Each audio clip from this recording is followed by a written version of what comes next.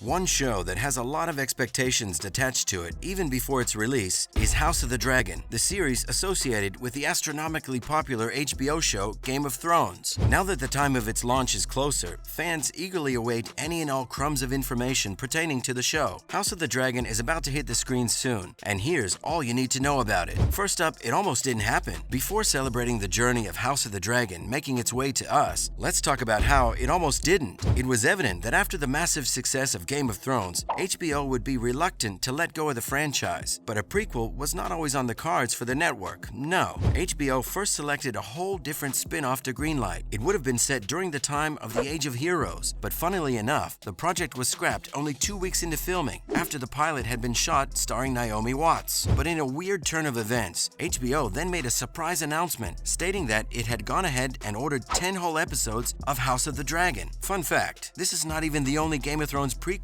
that the network has greenlit. If rumors are to be believed, a series based on Martin's Dunk and Egg books is also in the works. And now, let's get into when the series takes place in the Game of Thrones timeline. Next, we have the plot. The show is set approximately 300 years before the events of the Game of Thrones TV series take place. It will chronicle the rule of the House of Targaryen, beginning with Aegon I, Targaryen's conquest of the Seven Kingdoms Westeros. The series is based on yet another George R.R. Martin novel, this time Fire and Blood. However, House of Targaryen is set to focus on a very particular part of Targaryen's history, something famously known as the Dance of Dragons. If you aren't aware, the Dance of Dragons is actually a bloody and brutal civil war of sorts that takes place about 200 years before the events of the Game of Thrones, which would be about 100 years after Aegon's conquest. So it's a fair assumption that the show may feature some time jumps, but no one can say for sure. Here's another thing that was super common in Game of Thrones that was routinely criticized: gratuitous and graphic violence against female characters. Olivia Cook, who stars in the spin-off, claimed that she did not feel comfortable in being part of anything that has just egregious violence towards women for no real reason, just because the creators may want it to be tantalizing in a way that gets views. Next, Game of Thrones pre-shadowing. Although very little is known of the plot, still, we can try to discern what it's about using what's been said about the era in the Game of Thrones. For example, in the 5th season of the show, Princess Shireen Baratheon recounted the tale of this civil war in a conversation with her father, Stannis. She recounted that brothers fought brothers, dragons fought dragons, and by the time it was over, thousands were dead.